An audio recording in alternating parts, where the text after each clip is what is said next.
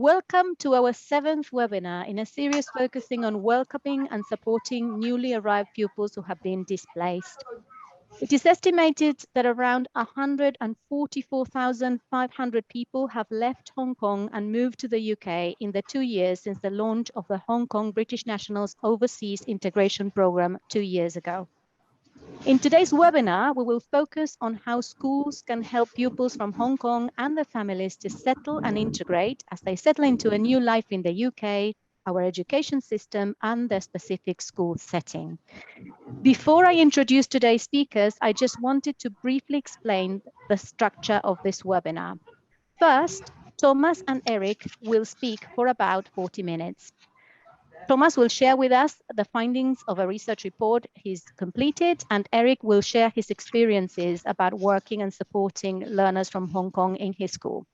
After that, they will take any questions that you may have. So feel free to use the Q&A box to send any questions as they come to you, and I will collect them and post them to Thomas and Eric after the presentation. So you don't need to wait until the end. So if you're listening and something comes up, just type it there in the Q&A box. Tomorrow, you will receive an email from us with a link to access the video recording of this webinar. And now, enough of me. It gives me great pleasure to introduce today's speakers, Thomas Benson and Eric Lee. Thomas Benson is a researcher at the Welcoming Committee for Hong Kongers, an independent non-profit funded by the Department for Levelling Up, Housing and Communities to conduct research into the experiences of British national overseas Hong Kongers settling in the UK. Together with Dr. Heather Rolfe of British Future, Thomas wrote the report, New in Class, How Schools Can Help Children and Families from Hong Kong to Settle and Integrate. You will see the link to this report shortly in the chat, which was published back in April and which is free to download. Thomas is professionally fluent in Mandarin Chinese, and he previously lived and studied in Taipei, Taiwan, and worked for the Ministry of Culture at the Taiwan Representative Office in the UK. Eric Lee migrated to the UK at the end of 2020. Having never worked in education before, Eric has now been working as an EAL Assistant at Broadoak School since 2021. He enjoys working with pupils to help them integrate in the UK and achieve in their studies. He also acts as a bridge between the school and parents who are from Hong Kong. So without any further ado, over to you, Thomas. Okay, thank you, Silvana. And thank you everybody for joining me today.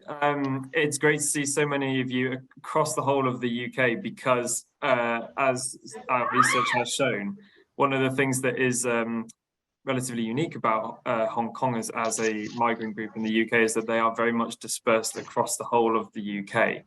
And a lot of them are settling in areas where there aren't traditionally very high migrant populations. And this poses a number of challenges for schools who might have, up until relatively recently, had fairly homogenous student bodies and are now finding themselves having to adapt to, cater to the needs of this new student body. So if I could just share my screen. Okay, so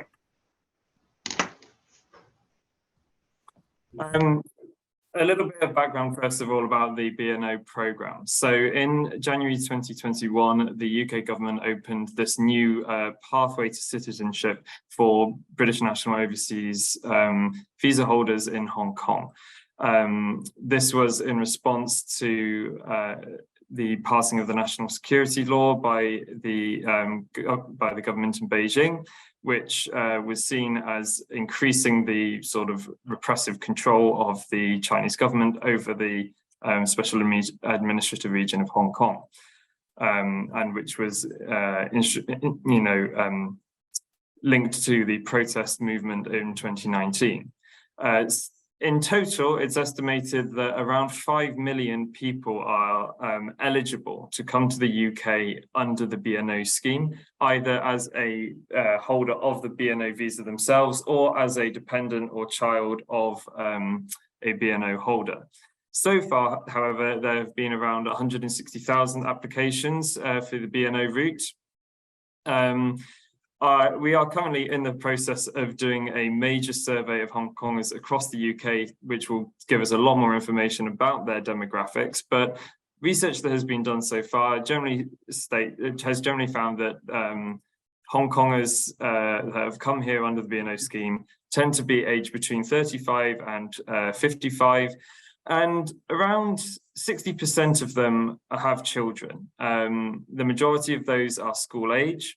The majority of people who do have children have perhaps one or two, and the overwhelming majority of Hong Kongers that have children have placed them in the UK school system. We also know that for many B&O Hong Kongers, their children's future was perhaps the #1 driving factor that caused them to move to the UK. Many of the Hong Kongers with which we have had contact through our research program have said that securing an education that was sort of free from political control or political restriction, and securing a future for their children in a relatively democratic and open society were major motivators for their move to the UK. Education is very important to Hong Kongers with children. We tend to find that it is often a priority over finding employment, and that many Hong Kongers have chosen their location in the UK based on the proximity to good state schools. Areas of the UK with a high number of school applications include Solihull, Sutton, St Albans, Milton Keynes, Leeds, Surrey. Areas where there are a number of good state schools tend to receive an influx of Hong Kongers.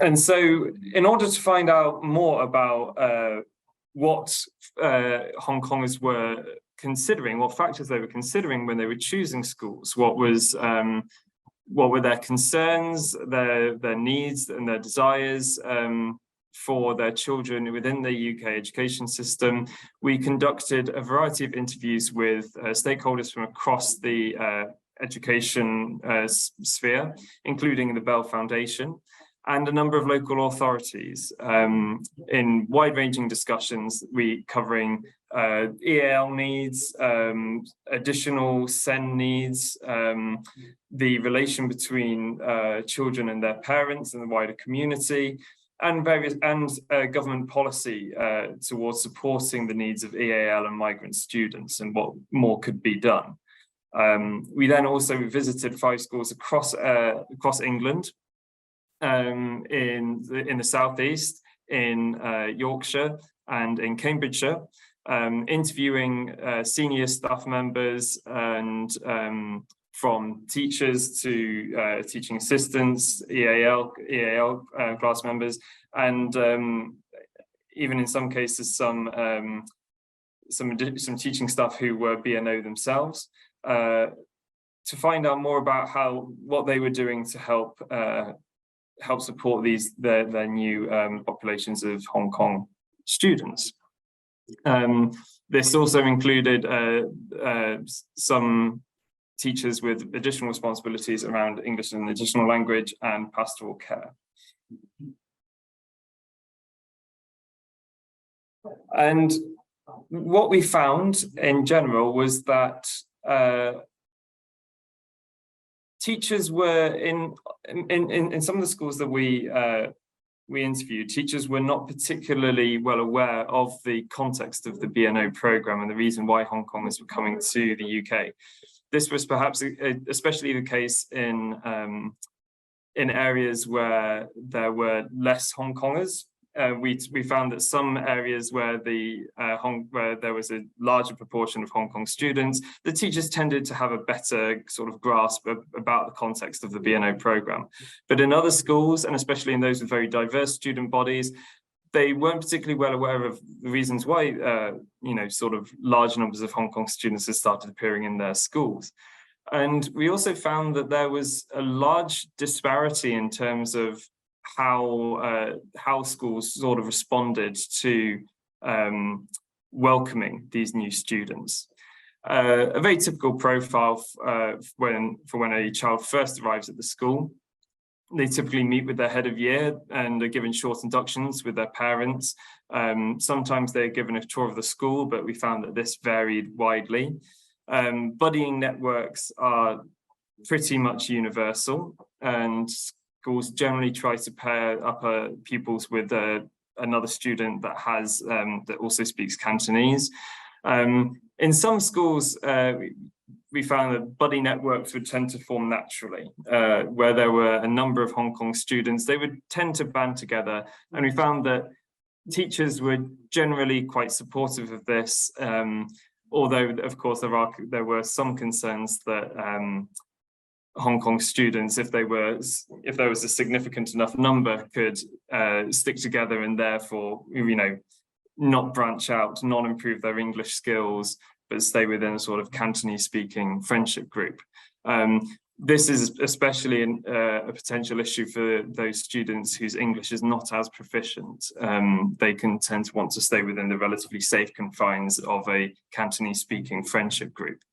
One school that we interviewed stressed how it's very important, therefore, that buddying is not just about trying to put together students of a similar age, similar cultural background, or as they put it, picking a student who looks like they might need a friend and just assigning them the role of buddy. But the buddy training should be implemented, that the buddy should have an idea that they are performing a specific role, and there should be a clear delineation of responsibilities and a sense of a timeline, that if a friendship blossoms between the buddy and the welcoming pupil, that is obviously a good thing, but it's not an attempt to kind of force that. There should be it should be an attempt to gradually help introduce the new student into the school. Similarly, we found that EAL provision varies widely. There are a number of methods that schools use to help Hong Kong's pupils, but as a general rule, we found that Hong Kong students generally tend to have a quite good level of English, especially compared to other migrant groups. And certainly in schools with very diverse intake, and areas that have a lot of children from migrant or refugee backgrounds, Hong Kongers can often not be seen as a first priority because their level of English language ability is often seen as higher than some other groups, and therefore we found pretty much universally the Hong Kong pupils were seen to be capable of being in mainstream education. They would just be provided with sort of additional support. Yeah, in some cases, this takes the form of scaffolding, task-oriented learning as recommended by EAL specialists like the Bell Foundation. In other schools, we found they would provide them with Cantonese dictionaries or workbooks. Some schools reported they used CGP workbooks to help them with their EAL. Usually speaking, schools will invite a new student within their first week to do a 30-minute test of speaking and writing ability. They'll just take them out of an English lesson and get them to write, to speak, do a sort of an assessment of how proficient they are. Again, we found that this varies between schools. There is not one real set way of assessing a child's English language ability. It seems quite varied in the types of assessments, the sort of methods that are tested, from speaking to writing to listening.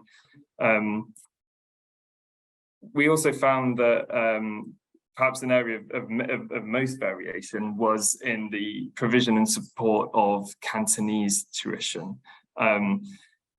Some schools have Cantonese-speaking staff members or Mandarin-speaking staff members, and thus are able to provide sort of either lunchtime or after-school clubs, which help Hong Kong students to keep up their Cantonese and study for a GCSE in Cantonese.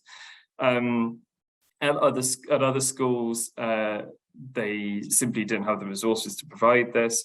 At some schools, they could provide students with links to online resources that they could, in their own time, perhaps study for a Cantonese GCSE if they so wished, but that was really the limit of their engagement here. A really crucial area that we found when in our interviews, not only with teachers but with parents themselves, was the issue of differences between schooling methods in Hong Kong and in the UK, leading to a real disconnect at times between schools and parents from Hong Kong. Generally speaking, Hong Kong parents expect to be very involved in their child's education. They take a very proactive role in helping their kids with their homework, and they're assisted in that by a very clear curriculum, so that Hong Kong parents can buy textbooks, and they can be aware at any one point in the sort of school year exactly what their child is supposed to be studying. As teachers told us, this is not really the way that UK schools work now. Information and curricular materials are very diffuse between different subjects, so it's not very common, as some of our teachers said. If you're a maths teacher, for instance, you won't really have any idea what a child is supposed to be doing in their English classes or their biology classes. So parents remain unaware of the curriculum, of what their child is supposed to be studying, of what the homework requirements are. And we did find that some enterprising Hong Kong kids have been taking advantage of this by insisting to their parents that UK schools simply don't have homework. So we found that this was a source of considerable concern for parents, that they were worried that they didn't know they didn't know what their child was doing within school. A lot of them were unfamiliar with even sort of the basic rhythms of the English school day or the UK school day.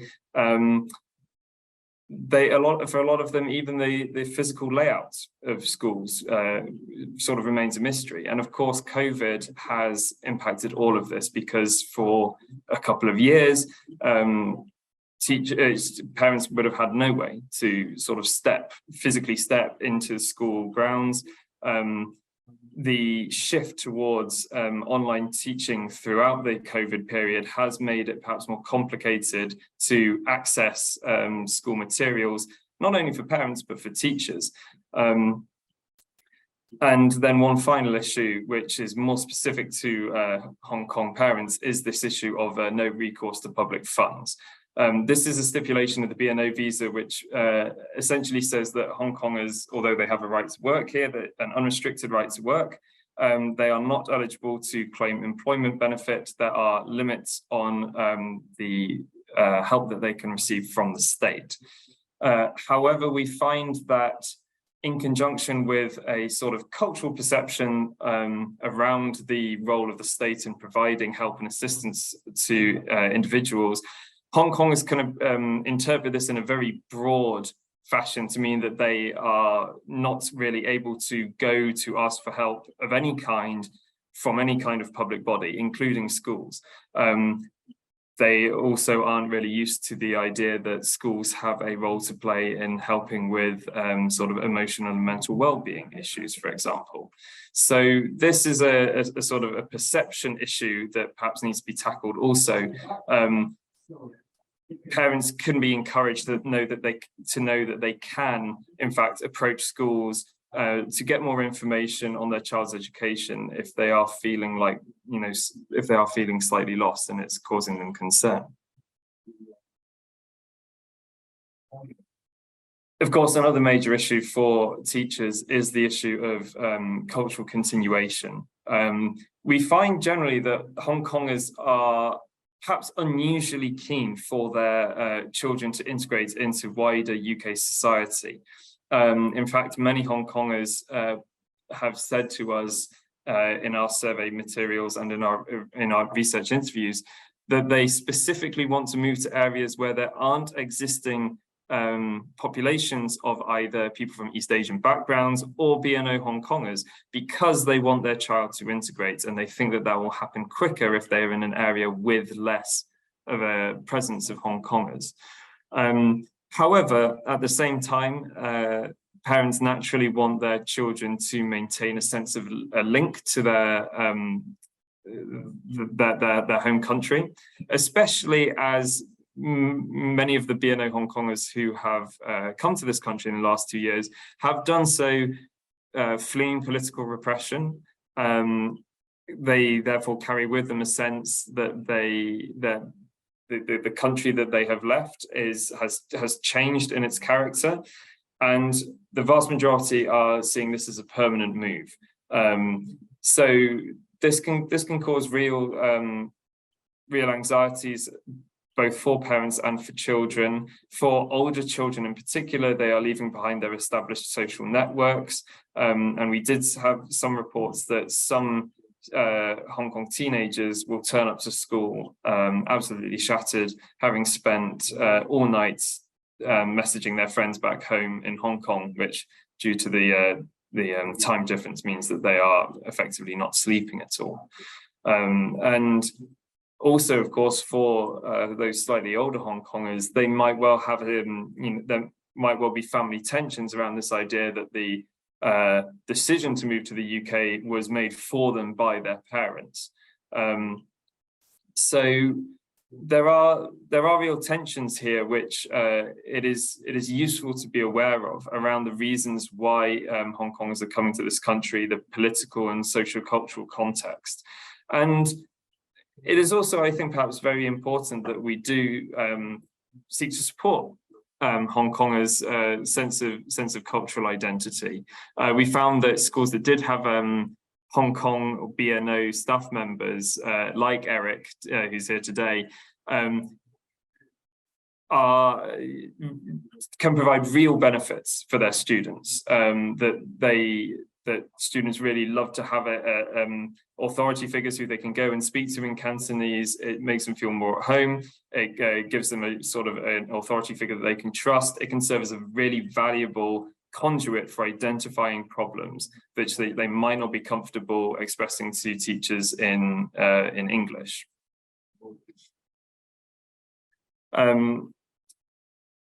As I alluded to before, the Hong Kong children are generally perceived to have quite a good level of English, but more could be done to help Hong Kongers improve their English and really, make the most of their educational potential.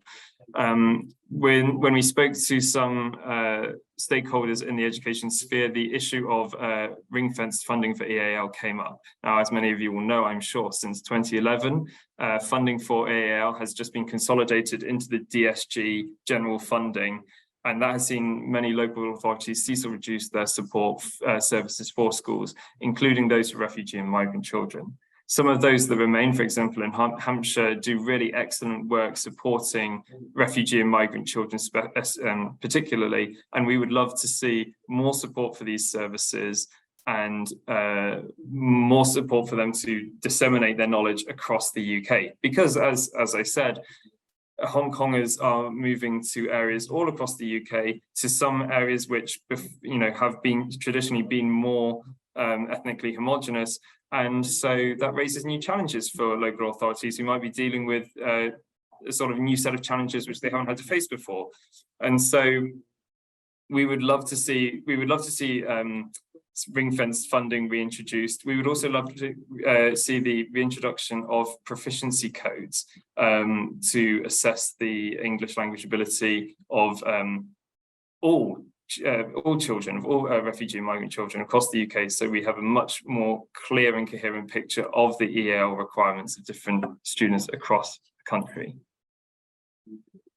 Here are a number of our recommendations in brief. There are more in-depth explanations of our recommendations and the logic behind it in the report. But in brief, we believe that schools should be provided with information about why Hong Kongers are coming to the UK, so they can understand the context of the BNO programme. We believe that where possible, schools should recruit staff members from Hong Kong if they are within a school that has a significant proportion of Hong Kongers. This is also, of course, beneficial for Hong Kongers who are coming to this country who have a background in education. We believe it's really crucial that schools invite parents to take part in school events and activities, and really are proactive in seeking to engage with parents from Hong Kong backgrounds. In some cases where appropriate, they might even consider organising services to help parents learn English alongside their children, so that we don't face a situation whereby the children of BNO families have much higher English levels than their parents, and then are sort of called upon to do a lot of more adult tasks, for example, filling out dealing with financial issues, for example, which require a higher level of English.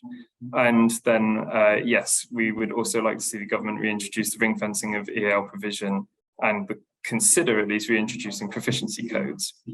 I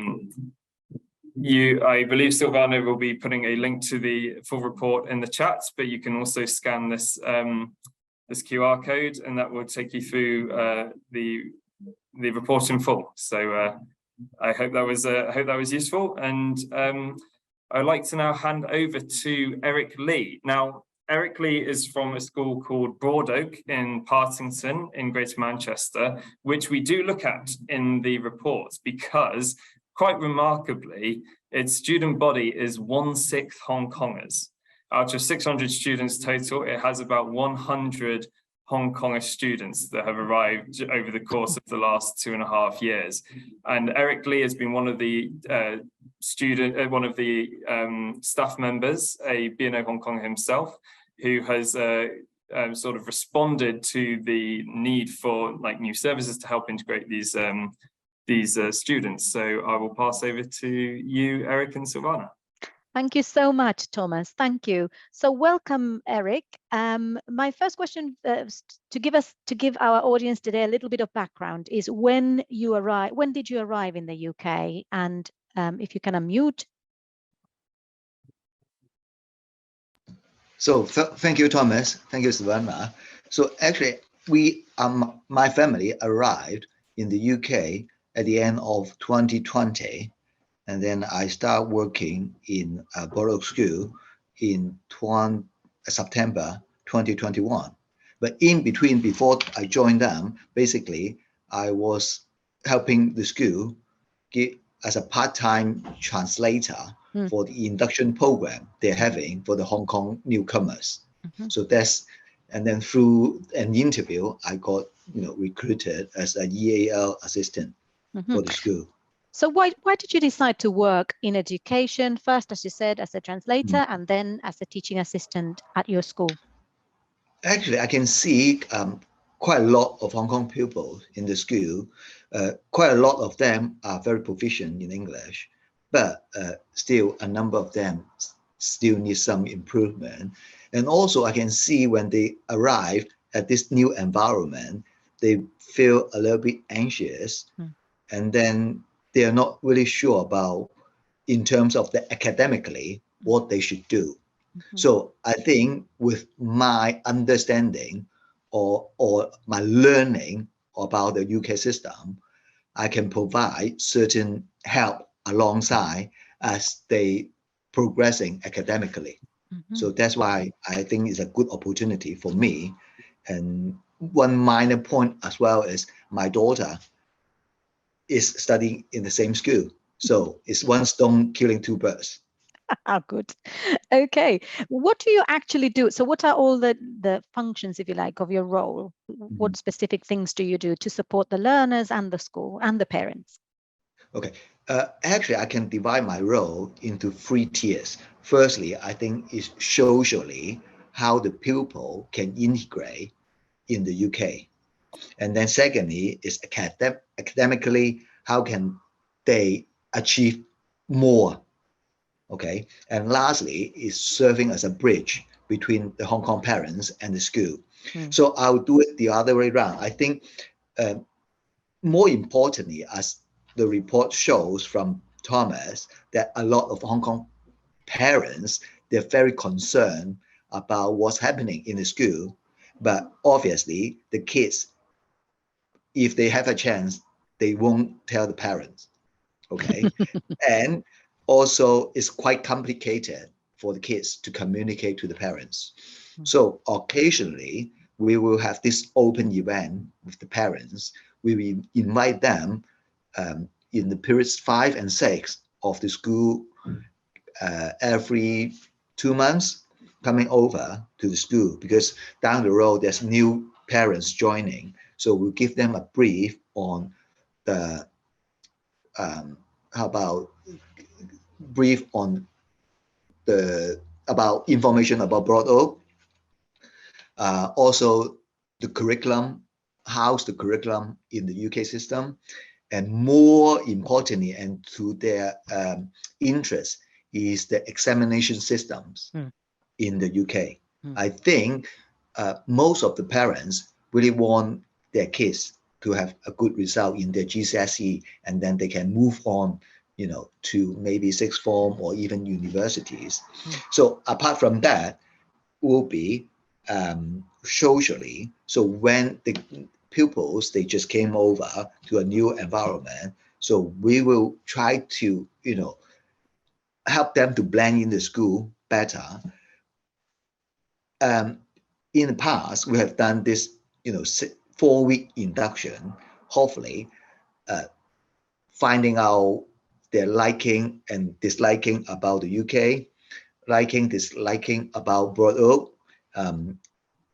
whereabout they can move like for their weekends, that where they can enjoy their time. So hopefully try to integrate them into the environment of Manchester quicker, so that they can, you know, move around quickly.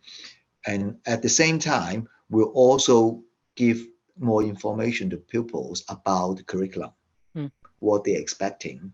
But I mean, sometimes looks like they're not very interested at this stage.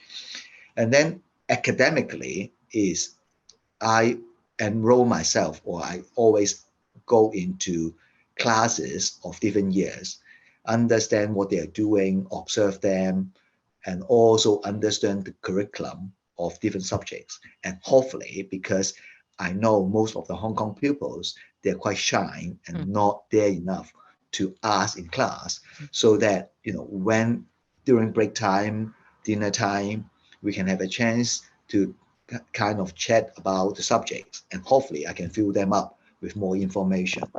And then just before this GCSE examination ends, I also help them to, you know, look into the past paper, the mark scheme, especially for the year 11s, and hopefully, you know, help them to better prepare themselves for these examinations. And one more important subject is the major difference of English between Hong Kong and the UK. Thus, the papers in the UK require them to understand the question, understand the reason why the author is writing something, and use their own knowledge to do all this analysis. So that is actually a very big challenge to the Hong Kong pupils. This is quite very different from what we have done in the past. So that is something I'm helping along. So try to bridge the difference of the Hong Kong system and the UK system. So basically, kind of that's it. Yeah. Cultural educational mediation, yeah. So yeah. An induction into the UK. Yes. This Janice is asking in the chat box whether you also link with the primary schools as part of your role. Not at this moment, honestly, because I mean, to find time to all 100 pupils is still a major challenge to me. So we do have I think a very strong associated primary school. They did call for help, but honestly, the time I can spare is very limited at this stage. Of course, of course. One thing you've just said reminded me of research that we commissioned at the Bell Foundation, written by Michael Evans et al. And it's about how long it takes for the students to actually be interested in the curriculum. So they found in the research that new arrivals are much more anxious and interested in finding their own feet, you know, making friends, getting to grips with the language, etc. And only then, probably in the second year of the settlement, they're more interested and kind of more ready to learn the curriculum. Does that resonate with you? I do think so, because it actually depends on which year they first joined the school. For those who are joining year 10, they knew there's a big GCSE in front of them, so they are more concerned. But for key stage 3, looks like they would try to acquaint themselves with the school, with the friends more. And luckily, I would say, by going through the curriculum, I think the topics they cover from year 7 to year 9 is more or less quite similar, but as the year progresses, it's more in depth. So I think they do think they have enough time to catch up. Yeah. If I could just intersperse there as well, personal reflection. It's as Candy Wong says in the chat, you know, that subjects like geography, philosophy, religious education, history, particularly challenging in that regard, because you are not just dealing with, you know, these are not just more English heavy subjects than perhaps maths and science. But the topics that they are covering are obviously from a completely different background to that which you would receive in Hong Kong. And I myself, at an earlier point in life, did some work as an EAL volunteer for Chinese students. And I had some children who were from Hong Kong, who would be about 12 or 13 with a fairly rudimentary grasp of English, who would nevertheless be being put into history lessons on the seed drill and medieval farming techniques, and you could see the incomprehension on these poor children's face. It will take time for those subjects in particular, for what they are learning to make any sense or have any relevance to their lives, and that is a process of adaptation. Thank you. Eric, what does your school do to support pupils from Hong Kong and their families, as well as, or in addition to what you do? Actually, our school try as much as possible and as quickly as possible to communicate a lot of the information through our Broadcom system, which is also directly linked to the parents. So, I mean, in terms of communications, even though it's in English, they will try to be prompt to let parents know what's happening about their kids in school, something like what good things they have done, because we have a point system. So they will notify parents, oh, now they received something good because of whatever. So try to keep up with that. And also, like in terms of homework, that system also notify the parents that what kind of homework they're having. So I think the school has done a great upgrade in terms of the system by letting the parents keeping the same pace as the kids in school. Seamlessly moving on to taking questions from the participants, because, you know, as you were both talking, people started asking questions. So I'm just moving seamlessly into that. One very interesting question, I think. Eric, somebody would like to know, could you comment on the differences in teaching styles between the UK and Hong Kong? I would say in terms of, I think the teachers in UK are more open-minded, less restrictive. They would trust the kids to be more self-disciplined and more self-learning. because I think what I can see is at any test quiz or even the GCSE exams, the expectation of from the pupils, as long as they got the idea through, they got the keywords, they got the marks. But in Hong Kong, it's very different. You know, even a minor stroke error, they will got mark deducted.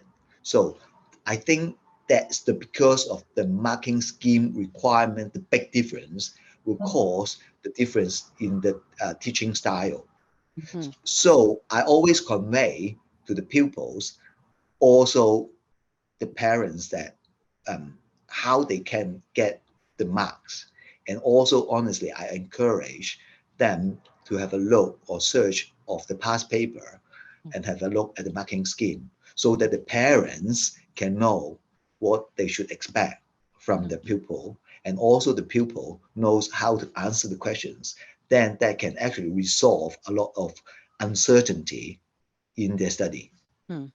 Thank you. And Eric, another question to you at the moment. Annie says that some schools in Nottinghamshire are expressing concerns around Hong Kong pupils not asking for help, clarification in lessons, as they're not used to this approach in learning in the same way as UK-born students. So what advice would you give to these schools? I rather share my experience. We have the same issue in here. So what I tend to do, as I said, I try to go into classes of different year on their core subjects first. And then I would try to, stay for a while, listen to what the teacher had taught them. And then during break time, then I'll try to bring up some topics they're being taught. So in this way, then they're willing to ask. If you just ask them, if you have questions, come to me, they won't. So that's why I think I have taken an approach that let them know I'm having lessons together with you pupils, and I'm willing to learn, and hopefully I can grant a helping hand when they have problems. So by doing that, looks like the outcome is better, because then they will, sometimes bring along their revision guide. I don't understand this. Can you help? And then that, I think, is more effective. Thank you. Two questions for you, Thomas. They're kind of related. They're around funding and money, etc. So Janice wants to know, is there any educational funding attached to the B&O scheme like there is for the Ukrainian scheme? And Violetta saying, can they actually claim tax-free childcare and other government help?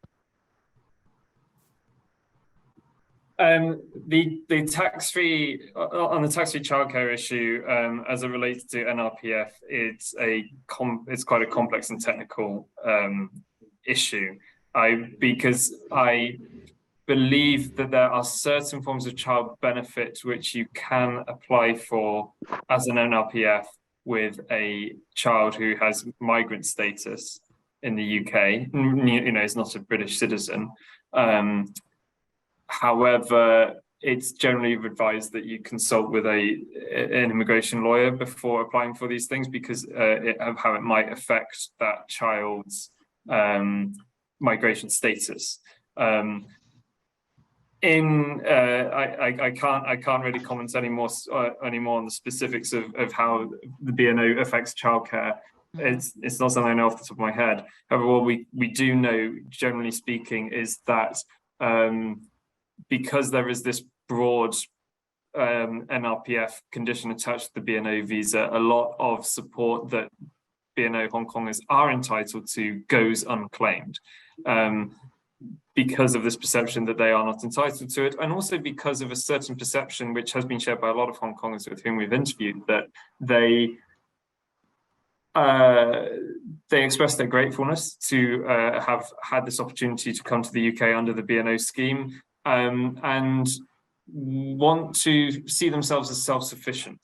And I would say actually that this is an issue that is true for both the children and their parents, that they both want to sort of rely on themselves and not ask for help. When I was interviewing children, Hong Kong children in schools, they would express the sentiment to me when I would ask them whether they would like additional EAL help, and a lot of the time they would say, no, I can do it myself. I'll work at home. I'll catch up. It's without wishing to stray too far into broad cultural stereotypes, it nevertheless seems to be that there is a broad understanding that, amongst Hong Kongers, that they would prefer not to ask for help unless they really, really want to. I'm sure, Eric, does that ring true with you? Yes. So on that, I think that the reality is that a lot of things like assistance with childcare or mental health provision or so on, they just don't get claimed. And then there is an £850 per BNO sort of allowance for ESOL for adults to help them with their education, but I don't believe there's any special provision given to students. No, this is one of the reasons why we support the reintroduction of proficiency codes alongside ring fencing, because quite frankly, often schools just don't really know what money they have for EAL lessons, because it is just all part of the direct grant, and local authorities and central government are limited to their ability to know how to divest money for EAL, because they simply don't know in granular detail where it is needed most, and so it can't be applied to places of greatest need. By the way, the Bell Foundation has produced guidance for senior leaders and leaders about how to access funding, different sources of funding, etc. Thank you. A question for Eric. They say here, it would be interesting to have a sense of the different types of schools in Hong Kong. Do they have different names, and is the curriculum each follows different? And how much English is typically taught in Hong Kong schools of different types? I think the Hong Kong government divide different schools into 3 bands, band 1 being the best, and then band 3 being the lowest. But I think the curriculum is more or less the same, because it's all under the same, education department. I'm sorry, I didn't catch the last bit. Yeah, I'll read it for you. So do they have different names? Is the curriculum each follows different? How much English is typically taught in Hong Kong schools of different types? Okay, I think I have answered the first 2 parts, but regarding how much English they have, it depends whether the school apply the language to be used. So we have English secondary school and Chinese secondary school. Because at that moment, some advocates believe that learning through the mother tongue is better. But still, quite a lot of schools believe they should have adequate English for their international engagement. Okay, so roughly for those English schools, they try to teach every type of subjects in English. And then sometimes they will have this kind of English speaking weeks. So they only use English in that particular week. But for Chinese school, then only English is taught in English. But then most of the other subject will be in the mother tongue. So I think it really depends on which school, which teaching medium the school chosen. And it's quite a big difference. Okay, there are some questions about languages actually. So there's a question here, and it says, in addition to speaking traditional Chinese, Cantonese, do Hong Kongers also tend to speak simplified Chinese Mandarin too? I am interested in understanding the type of first language transference errors which are likely for Hong Kongers to present. So can you, that's the first part, there's the second part to that question. Yeah. I'll ask it later. Okay, so for this part, I think I need to clarify this. So when we are mentioning about traditional Chinese, simplified Chinese is the writing only, okay? And for traditional Chinese, it's being used in Hong Kong and Taiwan. And then simplified Chinese is used in mainland China, okay? But the language we speak in Hong Kong include Cantonese and Mandarin, but the language majority in mainland China is Mandarin. and Mandarin is also spoken in Taiwan. So Okay. it's one tier is the character, and then this tier is the language. If I could add some additional points to that, because it's very interesting and complex area. From my research on this, around 50%, I think, of Hong Kongers can speak at least some Mandarin, whereas Cantonese is then the mother tongue of practically all Hong Kongers. They are not mutually intelligible. I can speak fairly good Mandarin. I can understand maybe 2 words of Cantonese.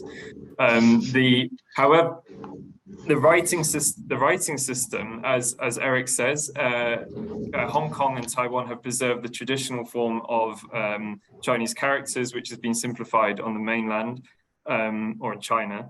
It's relatively easy for somebody who reads traditional Chinese to also read simplified characters. There's a certain logic, even if you haven't studied simplified characters per se.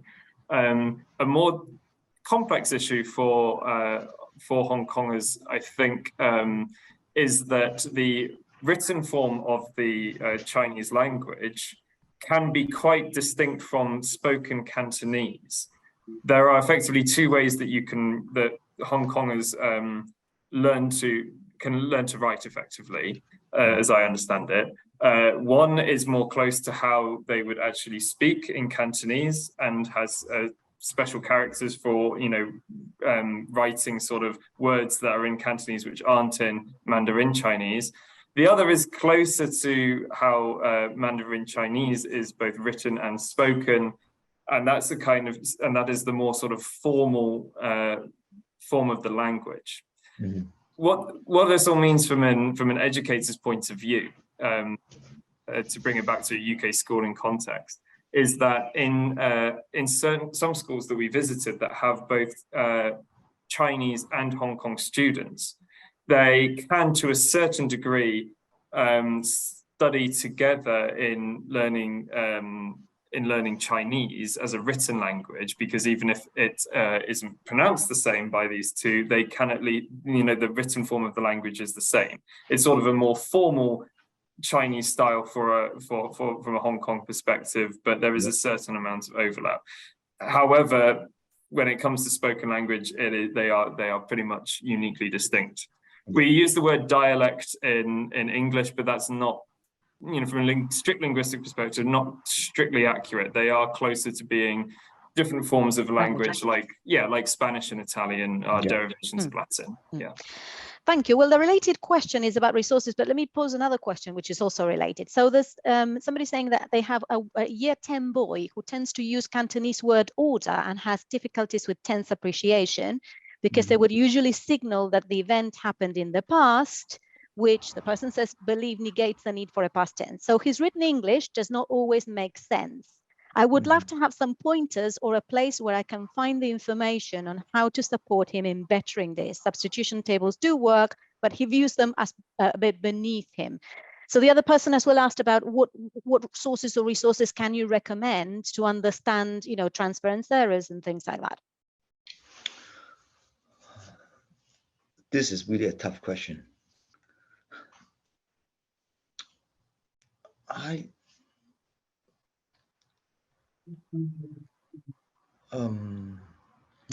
need to give some thought about that, because honestly, there's quite a lot of resources on the website, on the internet, but it's just like typing the right, how should I say? I think to find it only in English is easy, but to find a bilingual website which can link the usage of Cantonese or the Chinese and English is quite different. Whereas in Hong Kong, what happened is the teacher is teaching along using the English textbooks. So when someone is explaining alongside, it will be much easier. So for self-studying, basically, we need to have some bilingual resources that will help. Otherwise, we'll just confuse the pupil more. So at this stage, because in the UK, to me, it's quite different to find some bilingual resources. So I haven't got the answer at this moment yet, but need to do some more research. Yeah. Just to know, tomorrow we will be posting the video and any links to anything, for example, Thomas's research, our webinars, etc. So if Eric, if you can think about this and have some ideas, we can always post them later at the bottom of our YouTube video. Yeah. Okay, well, one more question about psychologists. So somebody's asking, are there any educational psychologists or SEN specialists who can assess in Cantonese out there? And they're seeking someone who can assess a few Cantonese speakers. Do you know anything? Is there a, way that people can access SEN specialists? Not really, honestly. In the meantime, we do encounter some Hong Kong pupils. They have their social and emotional well-being issue, but they also said they can't speak good English. Any possible, but in the meantime, honestly, not at this moment. We still need to kind of do the translation through me, and then that will be a major hurdle for the pupil, because maybe he doesn't want me to know in depth what's his problem. So and this is a related. Sorry. Yeah, sorry. You go ahead. Finish. No, yeah, I was just wondering. What can schools expect? For example, if a child has a SEND, would parents be really proactive in disclosing it, or would there be a little bit of stigma attached to that? No. Honestly, the strict answer is no. I think most in Hong Kong, they try to hide that pupils with SEN. And in when I arrived here, actually during these 2 years, we did come across someone we suss they have SEN, but even we approached parents, they are very reluctant to admit.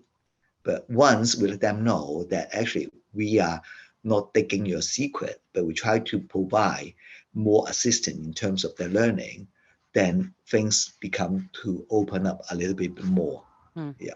But I think it's the cultural difference that Hong Kong parents doesn't really like to reveal the case.